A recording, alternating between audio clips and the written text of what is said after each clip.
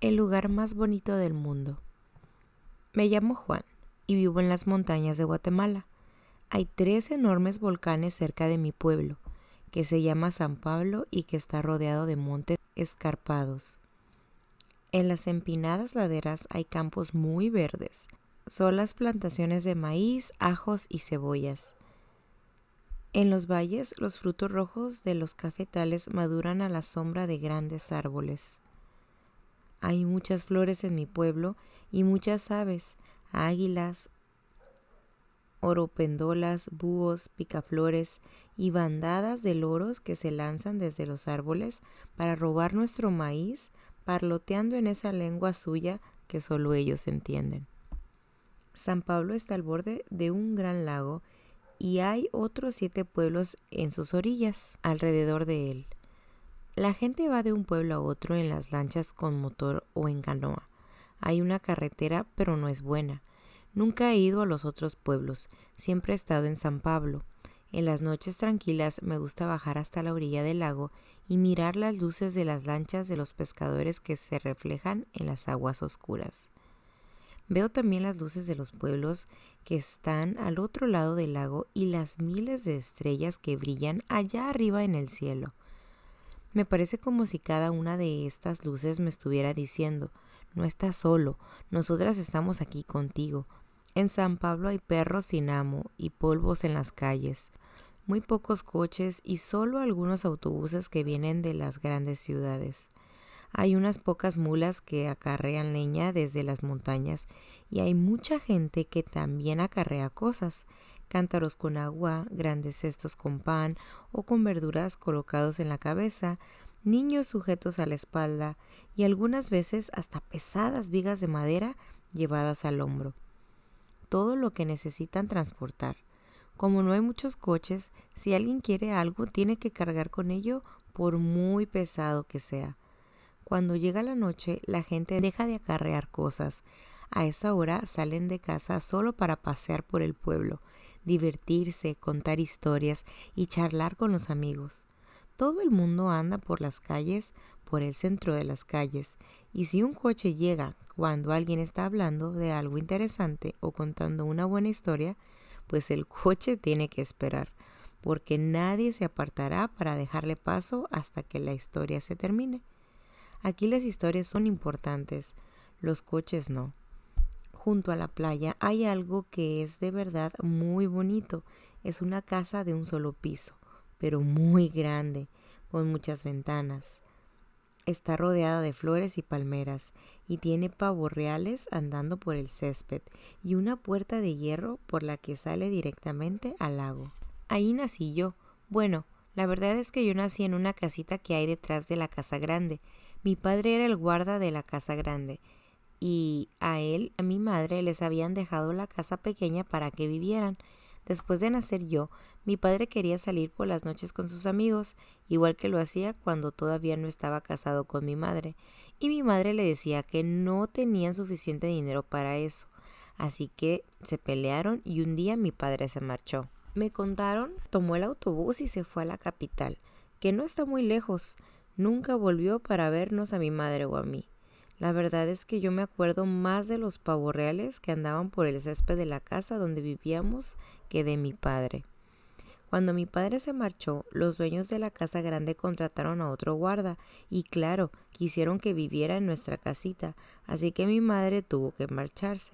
Solo tenía 17 años y nada de dinero, ni sabía cómo iba a poder cuidar de mí, así que ella y yo nos fuimos a casa de mi abuela. El abuelo se murió hace ya mucho tiempo, pero por suerte la abuela no es pobre, tiene una casa hecha de bloques de cemento. Y aunque las ventanas no tienen cristales, tienen unas puertitas de madera que la abuela cierra por las noches o cuando llueve para evitar que pasemos frío. La casa tiene 4 habitaciones y en las paredes de las 4 cuelgan muchos cuadros que pintó mi tío Miguel. Son muy bonitos y él dice que algún día los venderá. En la parte de afuera la abuela tiene muchas flores, así que la casa está muy bonita. Claro que lo mejor de todo es que la abuela es la dueña de la casa y del terreno donde está. Guarda los documentos que lo dicen en una caja de hierro debajo de su cama. Sabe muy bien lo que dicen porque una persona de su confianza se los leyó y nadie, gracias a Dios, puede quitarle a la abuela su casa ni el terreno que la rodea. La casa de la abuela es grande, pero está bastante llena de gente, porque mis 3 tíos que no están casados viven con nosotros, y también alguna de mis 5 tías casadas y sus hijos vienen a veces a quedarse durante un tiempo. Hasta los hijos de sus primos han vivido temporadas con nosotros. La cosa es que si alguien de la familia se queda sin trabajo o se pone enfermo o no se lleva bien con su marido o tiene cualquier otro problema, se viene a vivir con la abuela. Ella se ocupa de todo el mundo hasta que el que sea puede arreglárselas por su cuenta. Aunque algunas veces se ve claramente que a ella le gustaría que la gente no tardara tanto en arreglar sus cosas y se marchara pronto. La abuela se gana la vida vendiendo arroz con leche en el mercado grande, donde la gente va cada día a comprar cosas de comer. El arroz con leche que hace la abuela es especial, no se come con cuchara, se bebe caliente en un vaso. Es un líquido espeso y dulce, le pone mucha canela. Nadie en el pueblo sabe hacer un arroz con leche como el de la abuela. Se levanta a las 5 de la mañana para empezar a hacerlo. Ha hecho esto casi todos los días de su vida desde que tenía 13 años. Cuando nos vinimos a vivir con la abuela, yo dormía en la misma cama que mi madre y me despertaba cada mañana oyendo los ruidos que hacían los que se estaban levantando. Oía a mi tío Miguel que hablaba entre dientes. ¿Dónde está mi zapato? Mi zapato, mi zapato. Otra vez. Y a mi tía María que regañaba a su hijo Carlitos. Otra vez te hiciste en la cama. Y a Angélica, la regordeta hija pequeña de mi tía Tina, que lloraba porque no quería bañarse. Y me llegaba el olor de la leña quemándose en la cocina y el del arroz con leche hirviendo en el caldero grande y ahumado y el de las tortillas que estaban haciéndose para el desayuno. Entonces mi madre y yo nos levantamos y nos íbamos con nuestras toallas porque era nuestro turno para bañarnos. La abuela tiene agua corriente en su casa, pero la mayoría del pueblo no la tiene. Ella dice que la necesita para mantener su negocio de hacer arroz con leche, pero en la casa de la abuela no hay electricidad ni agua caliente. Dice que la electricidad y el agua caliente son cosas caras y no necesarias. Capítulo 2. Así que mi madre y yo vivimos juntos en casa de la abuela durante un tiempo. Mi madre ganaba un poco de dinero limpiando las casas y lavando la ropa de gente del pueblo en el lavadero que está detrás de la casa de la abuela. Por las noches me llevaba con ella a dar un paseo por el pueblo y nos encontrábamos con sus amigos y hablábamos con todos y era divertido. Una noche cuando estábamos paseando, un hombre se acercó a mi madre sonriendo muy alegre. Dijo: «Qué guapo es tu niño, se parece mucho a ti». Y luego me compró un caramelo y se quedó hablando con mi madre un rato. Al poco tiempo, cada vez que salíamos de paseo, nos lo encontrábamos y se venía con nosotros. Después, una noche, invitó a mi madre a un baile y desde la noche del baile mi madre empezó a dejarme en casa cuando salía, seguramente porque quería estar a solas con él. Y de repente, un día me dijo que se iba a casar con aquel hombre que habíamos encontrado en la calle. Se iba a ir a vivir con él, pero yo no me podría ir con ella porque él no quería. Él quería una familia, pero quería niños que fueran hijos suyos y además no tenía dinero para mantenerme a mí. Y aquel mismo día mi madre se fue de casa de la abuela para ir a vivir a casa de mi padrastro, que tenía una casa con una sola habitación. No tenía cama, así que él y mi madre entraron en casa de la abuela y desmontaron la cama en que habíamos dormido ella y yo y se la llevaron a su casa. La abuela no estaba en casa cuando ellos se llevaron la cama. Es casi seguro que ella no les hubiera dejado que se la llevaran. Cuando se estaban llevando la cama, yo lo seguí hasta la carretera, pero mi madre me dijo: «Tú quédate ahí, Juan». Así que yo me volví a la casa. Después de que se fueron, yo no supe qué hacer, así que anduve de acá para allá por la casa todo el día hasta que volvió la abuela y le enseñé la habitación en que había estado nuestra cama. Se puso muy seria y dijo: «¿Así que ahora no tienes cama?». Yo me eché a llorar. Ya es bastante malo no tener padre ni madre, pero no tener siquiera un sitio donde dormir es todavía peor. Cuando dejé de llorar, le pedí a la abuela que me dejara dormir con ella, pero me dijo que no. Tengo que trabajar muchísimo, me dijo, y necesito descansar. Demasiado tiempo he tenido que dormir con niños.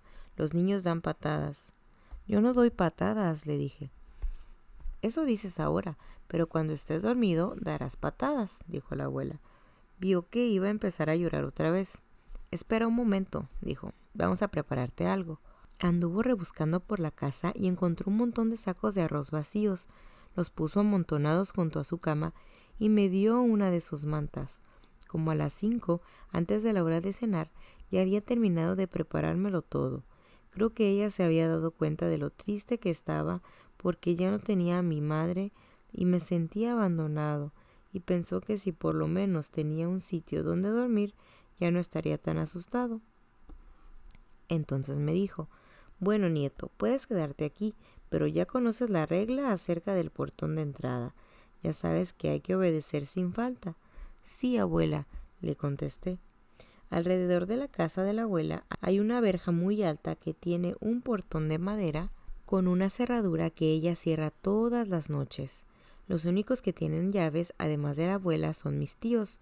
Todos los demás tenemos que entrar antes de las 8:30. Después de esa hora la abuela no se levanta para abrir a nadie. Por muy fuerte que alguien llame a la puerta, da igual. Ella se hace la sorda y tampoco deja que nadie vaya a abrir. Yo le había dicho a mi abuela que había entendido muy bien lo del portón, pero como yo era muy niño entonces, probablemente no lo entendí muy bien del todo.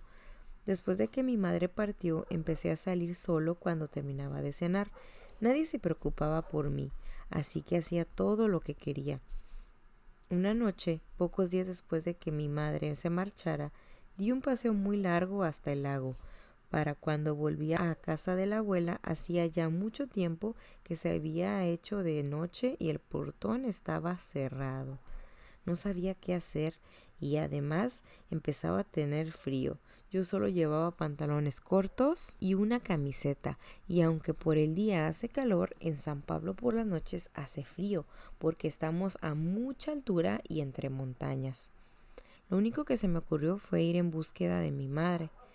Yo sabía dónde estaba la casa de mi padrastro, así que decidí ir allá. Cuando llegué, vi a través de la ventana una vela encendida. Nadie se acuesta o sale dejando una vela encendida, porque puede arder toda la casa, así que yo estaba seguro que había alguien despierto dentro. Como no alcanzaba el borde de la ventana y no podía ver quién estaba dentro, puse una piedra bajo la ventana y me subí en ella. Vi a mi madre, estaba sola. Llamé a la puerta una vez tan suavemente que no me oyó. Llamé otra vez, pero más fuerte. Mi madre abrió la puerta, solo una rendija, y me vio. No dijo más que «tú». Ella sabía desde siempre la costumbre que tenía la abuela con la del portón y también lo tarde que era, así que comprendió que no había podido entrar en casa. Se quedó un momento en la puerta y luego me dijo «entra». Vio que yo estaba temblando. Algunas veces no se tiembla solo de frío. Dentro de la casa había una mesa con la vela, 2 banquitos, 2 platos, 2 tazas y unos plátanos. Había unas pocas ropas colgadas de clavos en la pared y una pequeña alfombra en el suelo. Y cama, claro, eso era todo. La habitación estaba muy vacía. Lo que más me hubiera gustado es que tuviera otra puerta por la que yo pudiera escapar si mi padrastro entraba por la puerta delantera. «Te puedes quedar aquí», me dijo mi madre, «pero si tu padrastro te ve cuando vuelva, se pondrá furioso y te pegará. Tienes que esconderte debajo de la cama y dormir ahí». Así que me arrastré debajo de la cama, bien pegado a la pared, para que no me viera. Y mi madre sacudió la alfombra para limpiarla un poco y me tapó con ella. No me podía dormir, me daba miedo pensar en lo que podría ocurrir cuando mi padrastro volviera. Después de un rato sonó un golpe muy fuerte en la puerta y mi madre descorrió el cerrojo. Desde donde yo estaba, lo único que pude ver fueron las piernas y los pies de mi padrastro entrando en la casa. Luego oí que besaba a mi madre. El tipo ese apareció por fin y me pagó el dinero que me debía, dijo mi padrastro. Así que mañana puedes ir a comprar las cosas que necesites. Ah, muy bien, dijo mi madre. Luego hablaron un poco sobre las cosas que iban a comprar para la casa. La vela se está acabando, dijo mi padrastro. Es hora de echarse a dormir. Vi cómo sus pies se acercaban y se acercaban. La cama crujió cuando se sentó encima. Se quitó los zapatos y puso los pies descalzos sobre el suelo. ¿Dónde está la alfombrita?, preguntó. La lavé, está afuera, contestó mi madre. Aún no está seca. Bueno, no importa, dijo mi padrastro, y los dos se acostaron. Yo me dormí. Capítulo 3. Por la mañana mi madre me despertó muy temprano, antes de que se despertara mi padrastro. Salí arrastrándome de debajo de la cama sin decir nada, y con todo cuidado para no hacer ningún ruido. Mi madre descorrió el cerrojo y yo caminé de puntitas hasta la puerta. Acuérdate, me dijo mi madre en susurro, no debes volver aquí nunca más. Cerró la puerta y yo me fui corriendo por la carretera hasta casa de mi abuela. ¿Dónde has estado? ¿De dónde vienes?, me preguntó la abuela. De casa de mi madre. ¿Y qué pasó?, quiso saber. Nada, le dije, solo que no puedo volver ahí nunca más. Y yo creía de verdad que nunca volvería. Pero al llegar la noche, mi abuela me tomó de la mano y me dijo, ven conmigo.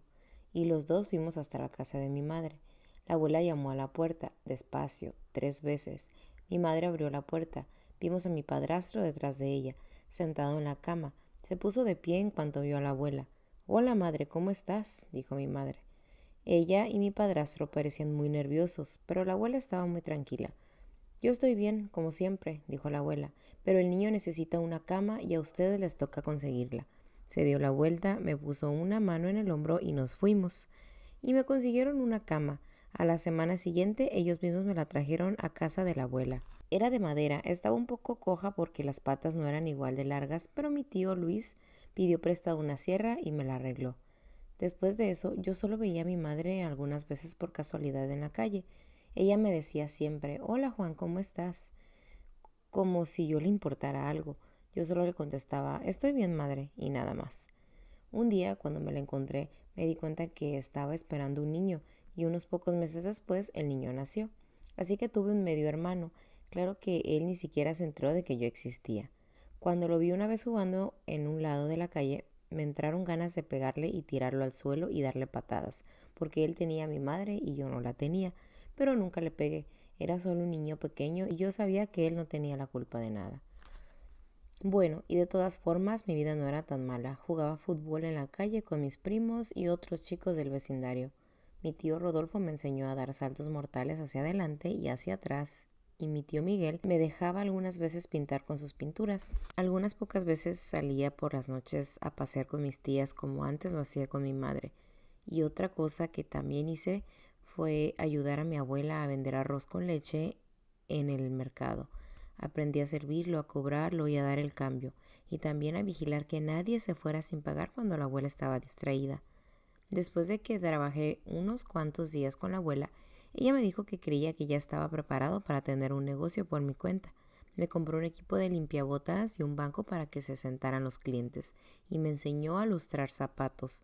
Entre los dos pensamos dónde me convendría instalarme para conseguir más trabajo y decidimos que sería junto a la oficina de turismo y la enorme foto de San Pablo que tenía cosas escritas debajo. Los primeros días la abuela me vigilaba. Los zapatos de los 2 primeros clientes los lustré muy bien, pero los del tercer cliente no me quedaron tan bien.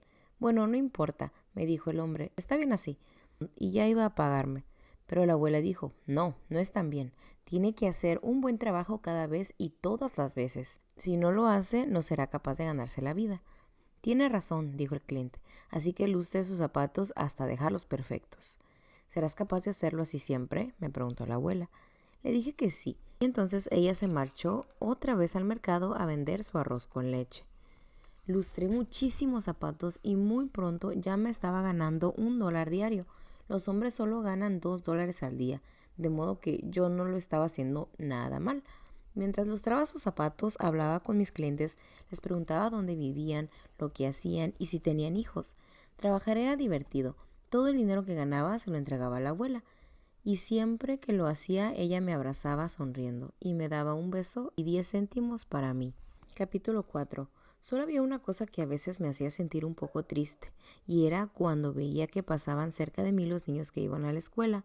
Yo me pasaba el día sentado entre el polvo manchado de grasa, y ellos iban limpios y bien peinados con sus lápices y sus cuadernos camino a sus clases. Hay muchos niños que no van a la escuela porque sus padres quieren que trabaje.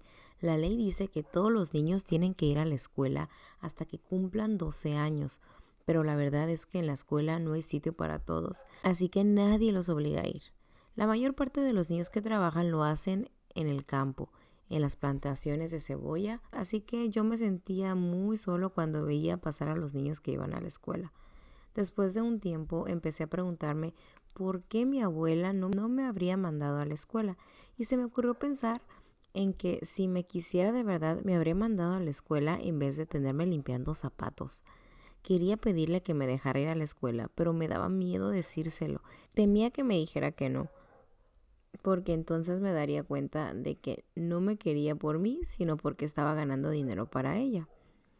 Y si ella era como mi padre, mi madre y mi padrastro, que nunca se preocuparon por mí y me daba cuenta de que no me quería y que solo estaban fingiéndolo, después acabé por decirme que mi abuela era buena, que ella no tenía la culpa de necesitar el dinero más de lo que yo necesitaba ir a la escuela. Al final decidí que no necesitaba la escuela para nada, aprendería a leer. Preguntaba a mis clientes qué letras eran las que aparecían en los letreros de los carteles. Muy pronto ya pude leer Coca-Cola, Banco de Guatemala, Oficina de Turismo y hasta lo que estaba escrito debajo de la foto de San Pablo. Cuando se me acabaron los carteles de los alrededores, alguien me dio un periódico y los clientes me ayudaron. Corté el periódico y siempre llevaba una página en el bolsillo trasero de mi pantalón cuando iba a trabajar.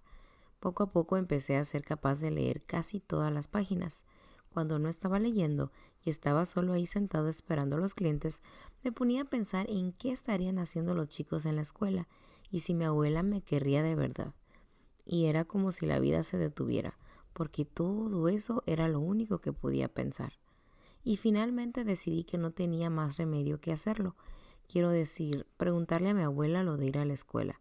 Le pedí a un amigo mío, Roberto, un huérfano que vive en la calle, que me guardara mi caja de limpiabotas y me fui al mercado para hablar con mi abuela. Se quedó muy sorprendida cuando me vio porque creía que a aquella hora yo estaba trabajando. ¿Qué pasa, Juan?, me preguntó. Yo le dije, abuela, quiero ir a la escuela. ¿A la escuela?, me dijo tan asombrada como si le hubiera dicho que quería irme a Marte. ¿No puedes ir? Sí puedo, dije yo. Todo lo que tienes que hacer es llevarme. Había pensado que si ella me decía que no, lo aceptaría, pero no lo hice. Eres muy pequeño, me dijo, solo tienes 5 años. Abuela, no tengo 5, tengo 7. Éramos tantos los que vivíamos con ella que había perdido la cuenta de los años que yo tenía. ¿Tienes 7? ¿Y por qué no me lo habías dicho antes? Son muchos y no puedo acordarme de la edad que tiene cada uno. Debiste habérmelo recordado en su momento. ¿Y cuánto tiempo hace que tienes 7 años? Y me lo preguntó como si sospechara que yo le había jugado una mala pasada cumpliendo 7 años. 6 meses, le dije. ¿Y dejaste pasar todo este tiempo sin decirme nada? Era tan importante para mí que no podía hablarte de ello. Justamente porque es importante para ti, es por lo que deberías de haberme hablado de ello, dijo la abuela. Tienes que luchar por tus cosas y no importa si pierdes, lo que importa de veras es que nunca dejes de luchar por conseguir lo que de verdad quieres. Desde luego, continuó, hablando de cosas importantes, no de algo como agua caliente o electricidad.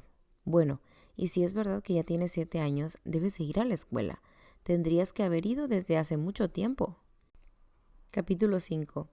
A la mañana siguiente, cuando me vestí, no me puse mi ropa de limpiabotas, sino mi ropa más limpia, y antes de que empezaran las clases, la abuela y yo fuimos a ver a la maestra de primero, doña Irene. Quiero entrar a la escuela, le dije. ¿Cuántos años tienes?, me preguntó. 7 y medio. Pues sí, ya tienes la edad, pero no puedes empezar ahora. Entrarás el próximo ciclo escolar, dijo doña Irene. Me despidió con una sonrisa y se puso a mirar unos papeles que tenía sobre la mesa. Mi abuela no se movió. Tiene grandes deseos de entrar a la escuela, dijo. Doña Irene levantó los ojos educadamente y la miró como para reprocharle que no se hubiese enterado de lo que había dicho y que no nos hubiéramos retirado ya. Tiene un retraso de 3 meses. Los otros niños están ya estudiando aritmética. Mi nieto sabe aritmética. Ha trabajado conmigo en el mercado. Los otros ya empiezan a leer un poco, dijo doña Irene. Este niño nunca podrá alcanzarlos. Está preparado para entrar a la escuela. Los alcanzará, afirmó la abuela. Doña Irene estaba seria y miraba a la abuela fijamente, como para hacerla comprender que era ella y no mi abuela la que mandaba en la escuela. No, dijo doña Irene. Yo sé leer, dije. Saqué una página del periódico de mi bolsillo de atrás y empecé a leer en voz alta. Doña Irene me miró muy sorprendida. Bueno, en ese caso, dijo. Así que me admitieron en primero. Iba a la escuela desde las 8 de la mañana hasta las 2 de la tarde. Después limpiaba zapatos. Tenía dinero para comprar libros y cuadernos y todo lo demás que necesitaba, porque la abuela había guardado para mí, en su cajita de hierro, todo lo que yo había ganado como limpiabotas. Capítulo 6. Al cabo de 2 meses, doña Irene me dio una nota para que se la llevara a la abuela. Se la enseñé después de la cena y ella pidió a mi tía Tina que se la leyera, aunque yo le había dicho que yo podría leérsela. No, Juan, me dijo la abuela, habla de ti, así que no eres tú quien debe de leerla. La nota decía que los maestros querían, si a la abuela le parecía bien, pasarme a segundo. Doña Irene decía que nunca habían tenido un alumno como yo, que hubiera aprendido a leer solo antes de empezar a la escuela. Decía que sería una tragedia que un alumno como yo tuviera que dejar los estudios y que si en algún momento mi abuela no pudiera seguir mandándome a la escuela, los maestros me costearían los estudios. Cuando mi tía Tina dejó de leer, me miró como si antes no me hubiera visto bien su vida y como si quisiera descubrir ahora qué era lo que yo tenía de especial y no pudiera verlo, así que se rindió. Bueno, pues enhorabuena, dijo. Pensé que la abuela también me iba a felicitar, pero lo que hizo fue echarse a llorar y abrazarme, y dijo: cuando tenía 7 años, los maestros iban de casa en casa para apuntar a los niños en la escuela, pero al llegar a mi casa no me vieron porque mis padres me habían escondido en la leñera. Yo miraba por entre las rendijas de madera y escuchaba. Mis padres dijeron a los maestros que no tenían ningún hijo en edad escolar, ninguno.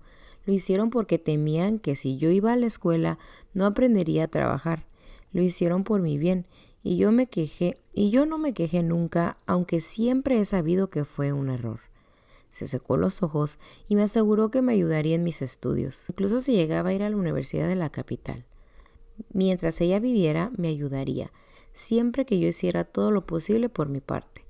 Me miró como si yo fuera un hombre y me dijo que quizás a fuerza de estudiar llegaría algún día a descubrir por qué algunas personas eran pobres y otras ricas, y por qué algunos países eran ricos y otros pobres, porque ella había pensado mucho en ello y nunca había conseguido comprenderlo.